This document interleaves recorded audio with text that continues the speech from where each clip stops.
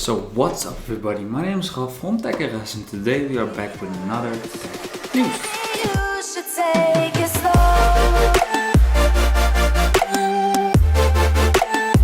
As every week, episode 6 of the tech news series. Let's go. So first off, the AMD launcher Ryzen Pro 4000 is the new series that has set to overtake Intel's V Pro. As you might know, AMD launches as you might know, AMD is a company that makes processor chips, just like Intel. You all know your Intel Core i9 or your i7, i5. AMD is a company that also makes these chips, and they are also really good at it. And they are now coming out with a new version, the Ryzen Pro 4000, which is a direct challenge to the Intel V Pro. Pro 4000 includes 3 chips, the Ryzen 7 Pro, the 4750U with 8 cores, 16 threads, 107 gigahertz speed, which is also boostable to 4.1 gigahertz speed, a Ryzen 5 Pro, which is a 6 cores, 12 threads, 2.1 gigahertz, but also boostable to 4 gigahertz, as well as a Ryzen 3 Pro, which is a 4 core, 8 threads, 2.5 gigahertz, but also boostable to 3.7 gigahertz. They are the first business processor based on the company's 2 nanometer Zen 2 architecture. It also has a direct secure core technology, which uses a combination of the processor cell itself as well as Microsoft. A combination of these makes a really secure chip, as well as that it's a pretty fast chip. And it also got power control, a better power control, so that the activity detection is better. So the chip will power down the components that aren't used at the moment to make sure that everything is running optimal, as well as that you can save all your power and make sure that all of your power goes to the right place, and you don't actually have to worry about losing a lot of power, because the chip will do this for itself. Next up, we got HyperX and Ducky, our collaboration with one of the new keyboards, the 1-2 mini keyboard, which is the keyboard you can see right here. It is a 60% keyboard. So what this means is that it uses up 60% of your keyboard space. So all of your shortcuts, like your volume, your numbers on the side, your arrows, all those things you don't have on this keyboard. As you can see right here, it just cuts off all of these keys. And on my keyboard I have even a bit next to it where I have all some numbers, backslashes, plus, minus, a scroll wheel, skip song, next song, as well as a mute button. So you don't have it on this keyboard, but it's a rather small keyboard. So if you are, like, for example, if you share a desk together, it's really useful to have just a little keyboard, so you don't have to worry about taking up too much space from the other one. They use the official HyperX buttons, which are really nice and pleasant to type on, while they are also pretty fast reacting. Of course, it's a mechanical keyboard, and it has a 80 million click lifespan, so it will take you a long time before you can break this.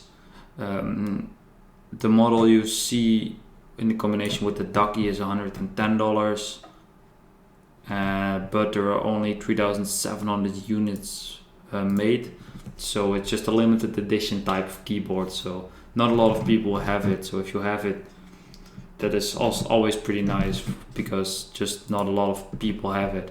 As you can see right here, it also has RGB backlighting, and you get these Ducky based keys as well as that you can see on here on the other side. You can see your arrows, for example, your pause button, your F9, F10 buttons, your mute, your volume up, volume down.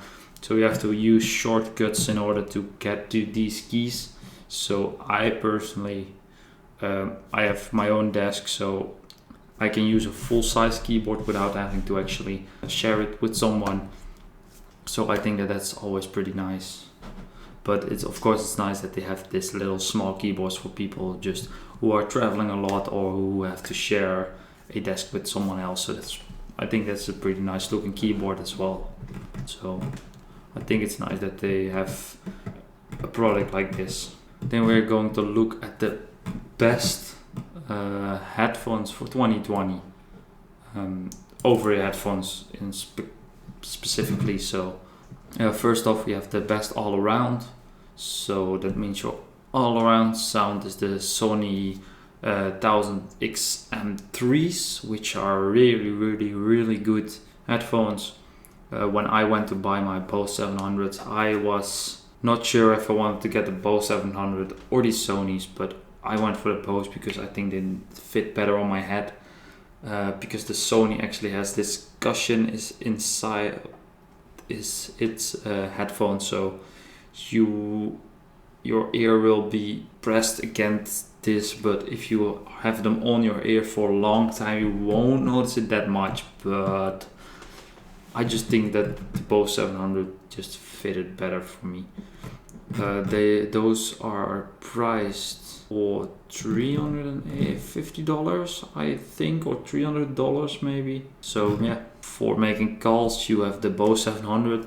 Why they choose this for making the call headphones is because it filters out the background noise while you're talking to someone. So when you're in, for example, in a restaurant or at a train station or something where it's busy, those headphones will filter out all of this, and the one who's calling you will only be able to hear what you are listening to, what you are saying, without having all this background noise. So that's always pretty nice.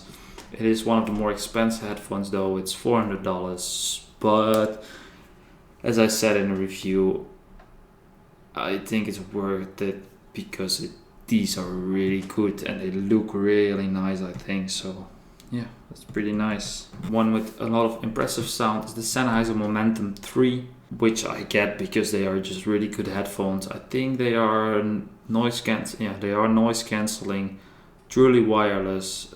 As I can look good right here, they are micro USB charged, so that's not that good because that isn't that fast, but still they do sound pretty good because they use multiple speakers within the headphones, so your sound will sound really clear. So that's pretty nice that they did this. So yeah, I think that these do have a pretty impressive sound. Then for under the $200, the JBL Live 650. Before I had my Bose, I had the JBL E55, which were really nice headphones. I used them a lot and they still worked and they are nice and I enjoyed them a lot. I am not impressed that the JBLs get a good rating for over-ear headphones because they are pretty freaking good headphones. So I do agree. For luxury looks, you have the Bowers and Wilkins PX7.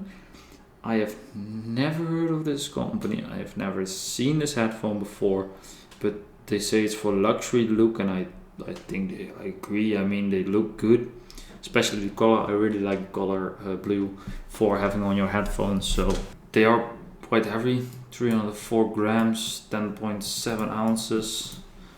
And they also cost $400, so that's just as much as the Boses, but they are also noise cancelling, which is always nice. For the best newcomer is the Jabra Elite 85H, which is a headphone that just came out, $300, really nice over-ear headphones.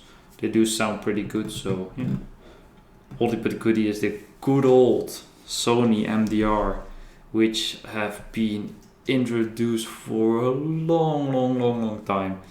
In 1991 they were introduced, and they have been impressive, they have been nice. So they are old, but they are really good, so that's really nice. The last article we have for today is that what they do expect for the rumors for the iPhone 12 that is coming out. They expect it to come out at the end of this year, but due to the COVID-19 issue, it most likely will be delayed with a couple of months or a year. I really don't know. But what they do expect for this iPhone 12, the 12 Pro and the 12 Max is that they have 5G connection, so a really fast network connection. So they do support this type of fast internet, so that's pretty nice. And that they might be cheaper as the iPhone 11, which is pretty nice because the iPhone 11 is expensive. Pretty expensive, but so they expect it to be $650 for the iPhone 12, $1,000 for the 12 Pro, and for the 12 Max $1,100, which is still pretty a lot, but it is less than the iPhone 11, which is pretty nice because it was pretty high price. Which what they also expect is that it has these little curving edges, so you have this more of a infinity look screen, not a 90 degrees, not all over, but just a little, just for a better look, as well as that they expect it to have this nice new dark blue color, which I think is pretty good because this color, if it is this color that they say right here, it looks pretty impressive to me. I mean, I like the colors, so I really don't hope that they are going to do this with the cameras, but because that would look ugly as hell. It would just look like a cooking plate. So I hope they don't do it. Then it also probably have a 6.1 inch phone screen with OLED display for the, I think this will be for the 12 Pro, the 6.7 for the 12 Max, and the 5.4 for the normal 12 with OLED display, so the display would look pretty impressive. So yeah, that's pretty nice always. So I think that was about it for this video. If you enjoyed this video, consider subscribing, leave me a like, turn on the little bell, and I'll see you guys in the next one. You should take